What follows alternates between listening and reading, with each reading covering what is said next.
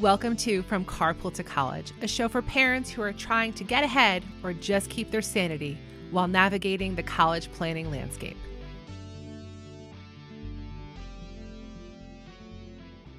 Welcome to From Carpool to College. What are we talking about today? This is a weird one. No, it's not. Well, It's definitely relatable. The perfect kid myth. It's not weird.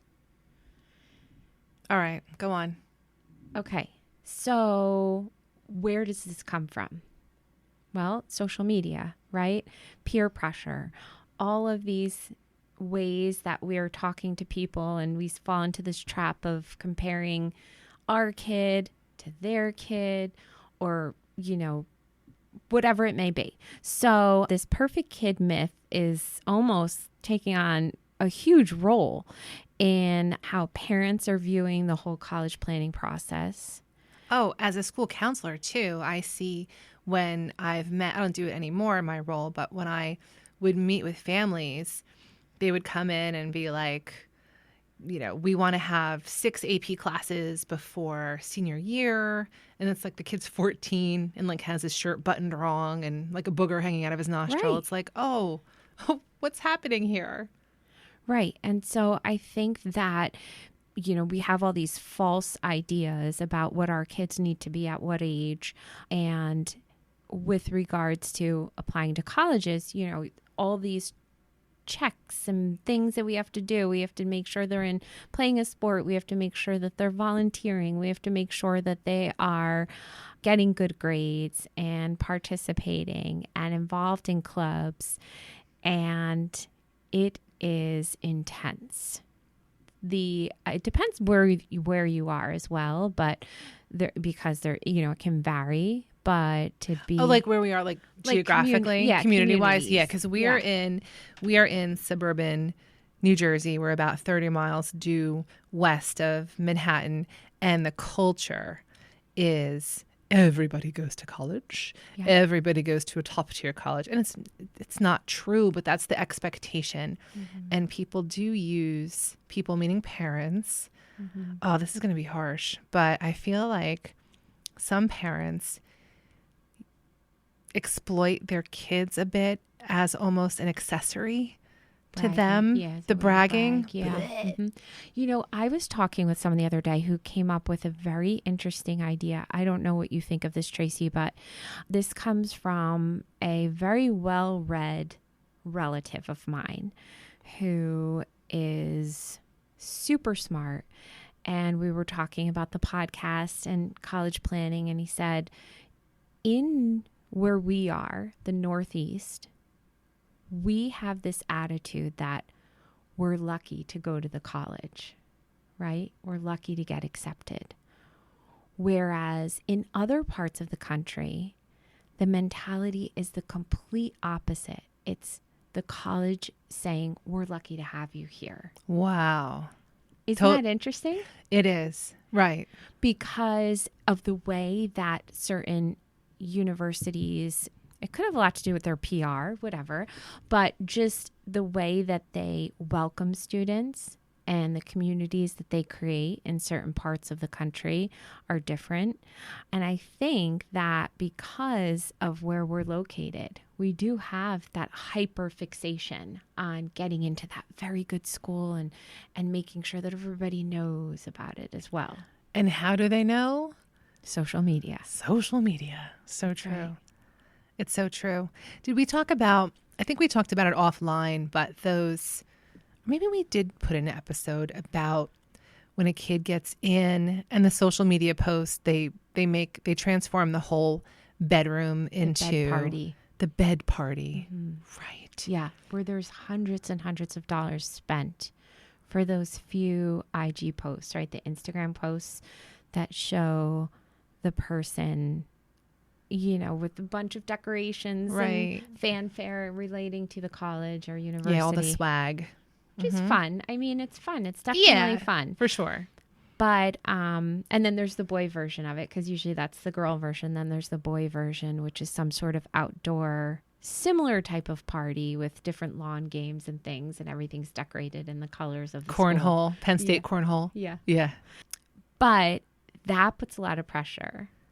It does. On the kids, on the parents. On the parents also, because I feel like as parents, we always want to do right by our kids, but we also have insecurities as parents. We're learning this too. We're in the process of learning how to parent emerging adults for the first time. Yeah. And with social media, so years ago when we went to school, I knew maybe where my close friends went. But if you asked me where every kid in my graduating class was going, first of all, there was like 600 of them. So there you go. Go Jersey. But on top of that, now as a parent, I can tell you where some of the graduating seniors are going. And I don't think I've ever met them, but just because they pop up on the feeds and there's, you know, all of the different posts that happen and get shared and, you know, tagged and whatnot. So it is molding our thoughts and ideas about the kids and the perfect kid, and making sure we have those checklists and we're able to fill out the graphic organizers and the checklists and all the other things to make sure that they get where they need to be. Because then we think if we don't get them there, it's looks bad and it's our fault in a way. Yeah, it really does tug at our insecurities. Yes, for sure. So, you know, that perfect kid checklist that we keep saying, and there some of the assumptions and things that come up with, you know, what makes the best kid, the chance of getting into a school. And when I say perfect kid, there's so many great things about what makes a good kid, but what we're saying are the things that we think they have to meet these requirements. So having great grades and lots of extracurriculars and like the National Honor Society. Will you be at the National Honor Society induction Thursday night? No. Yes. I was not ever. Yeah. My kids were never on the honor roll, which, you know what? And they're doing great. Right. Right. But in the moment, it's like, can one of you get on the honor roll at some point, please? Right. And I will say that, so my younger child, he's been on the honor roll every marking period. And I asked him, and we don't put the pressure on him. And I asked him, I said, how do you feel about it? And he said, you know, I feel really great. I've been able to look at my grades this year and kind of work towards it. And it actually helps me and motivates me. I said, hey, that's great. So it does work in some ways, but I think it's just that oversaturation of who's doing what, where, when. But I also think that he's intrinsically motivated. He is. And that's a big difference too, because some of our kids are not, what motivates them is all over the place. Right. And my kids are very socially motivated, not academically motivated. Right. And it sounds like your guy very much, no matter what you did, he is who he is too. There's an element of that because it's easy to get caught up in that comparison game. And, you know, why don't you volunteer to walk dogs at St. Hubert's? And, you know, that's what Patrick's doing. Right. But instead, what are my kids doing? It's this. Let's see if parents can get this. Parents of boys right now will know this sound. Ready? I hope that translates well, producer Chris. This is what motivates my kids. Xbox. I can call either one of my boys mid-semester and hear this in the background. And I hear it and I just ignore it and I say, what are you doing? Are you busy? And I hear, I'm just studying. I'm going to keep it clean. But that's what motivates my kids. Hopefully they'll graduate. Yeah, they will. They will.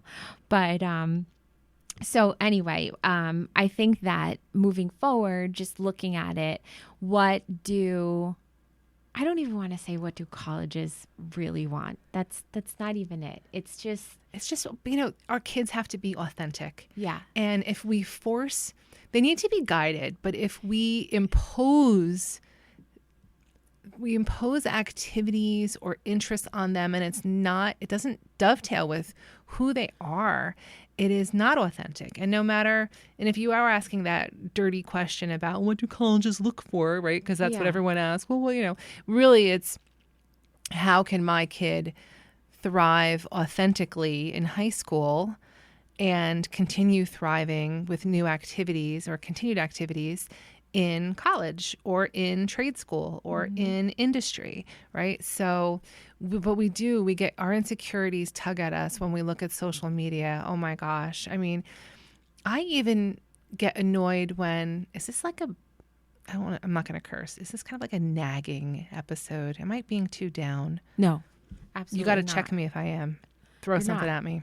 But I even get annoyed when parents talk about where their kid is applying to, right? Like they'll say, oh, well, what's on your list? Well, our safety is going to be Rutgers. We're going to stick with whatever. We're going to look at Wake Forest and Duke, and, they'll throw in all these schools. And, meanwhile, I'm listening to this as a parent, and I'm thinking, my kid is going to start at the community college for a year and then transfer, and we'll see what's up. Right. So I think this is a worthy topic about the myth of the perfect kid. And I think it's even more amplified when it comes to the college planning process. So you're right. It's something that we have to talk about, Tara.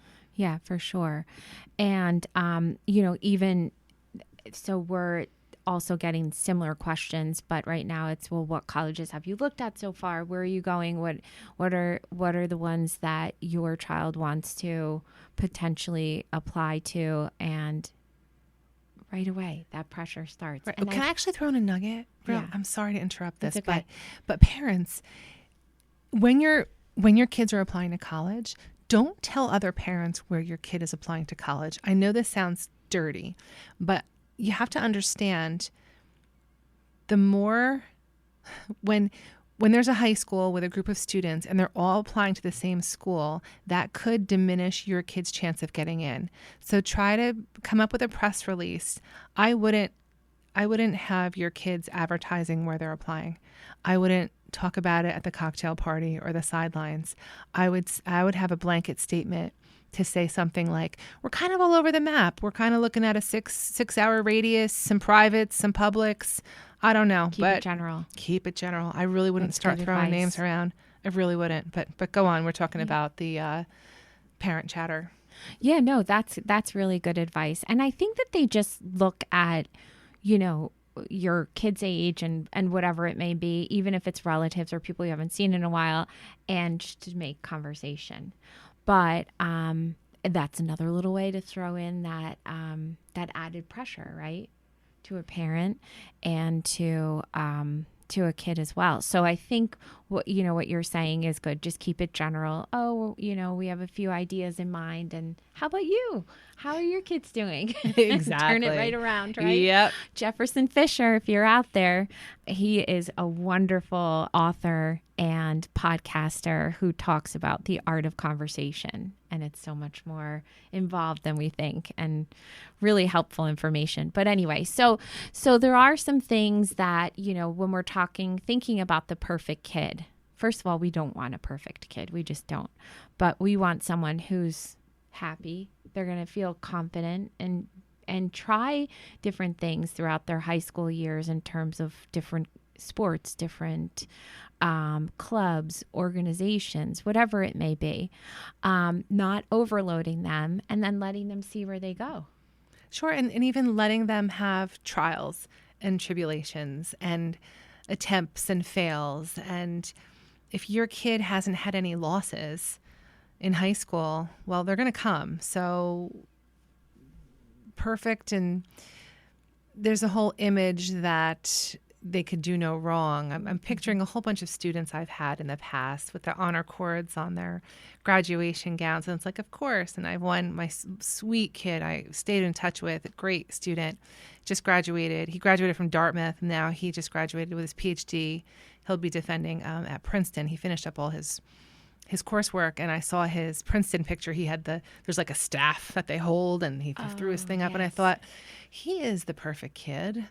But what is the perfect kid? But really, I know him very well and, ups and downs and all arounds. But damn, that social media picture made him look like the perfect kid. Yeah, it does. And he's a sweetheart.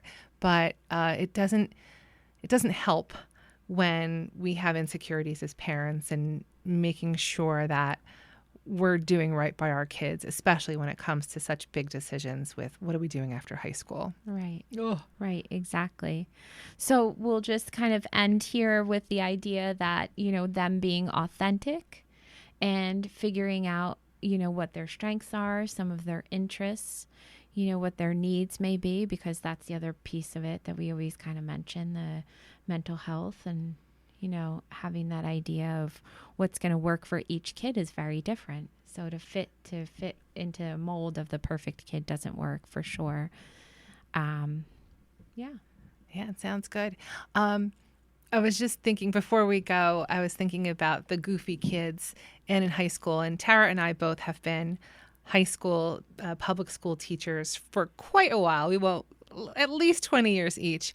And we had the pleasure of meeting a fellow podcaster named Lisa Hill, and she is a retired vice principal out in Iowa. And we chatted with her this week and compared stories about our adventures in public school and with young adults. And she actually has a podcast. So we're going to take a second to glow up. She sent us a little clip and we think it's worthy for you to hear it, especially for our parents who are in public education as educators. Check out her cute little, commercial for us.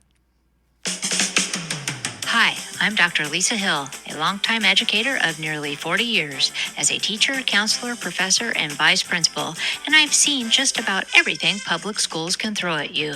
And now I'm sharing my tales on my comedy podcast, Vice Principal Unofficed. It's where school leadership meets laugh out loud stories, from underwear required parent-teacher conferences, yes really, to staff lounge confessions and more you won't believe. I'm telling it all with humor and a whole lot of heart. I also tackle the serious stuff too, like what schools really need to change and those behind-the-scenes moments no one talks about. So if you're ready to laugh, learn, and maybe even cry a little, but mostly laugh, join me and my 90-year-old mom, my unofficial co-host, on Vice Principal Unofficed. New episodes drop bi-weekly on Apple Podcasts, Spotify, or wherever you get your podcast fix. Trust me, this is one detention you'll actually look forward to. She's great. And just, she does curse in her podcast. So make sure you're not listening to that with the kids in the back seat.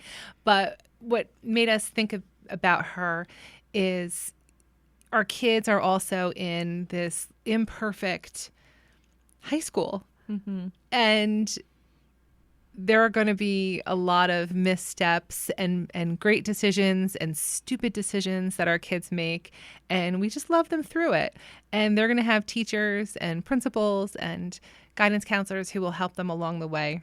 So as you're worried about your kid and maybe you think your kid is falling short for something, trust your instincts, but just know that it is natural, but also reach out to a school counselor. Reach out to a teacher, reach out to a friend, get a vibe and have that conversation if you're worried about your kid, because the other piece is, yes, your kid is never going to be perfect, but if you're a little too concerned, reach out for help, because our parent instinct is typically spot on. Mm-hmm. So thanks for joining us today as we talked about the perfect kid myth. We are academicmentoringllc.com. We are from Carpool to College. I am Tracy Amadeo. And Tara Horitz. And we're so glad you joined us today. Have a good one.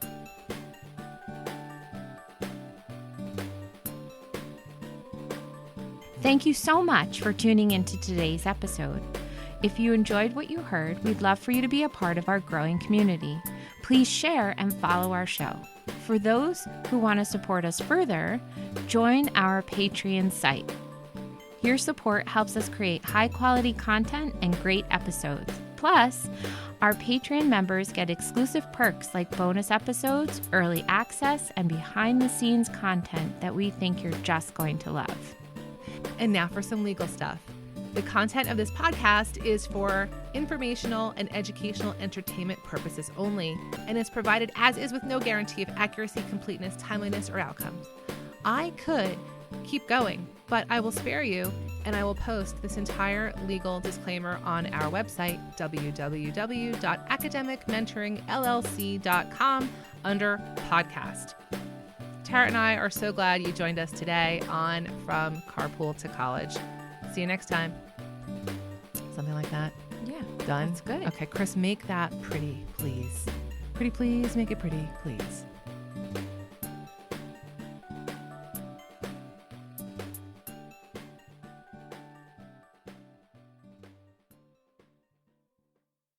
Welcome back. No, I can't. You always start it. I've never started it before. Oh, my goodness. Okay.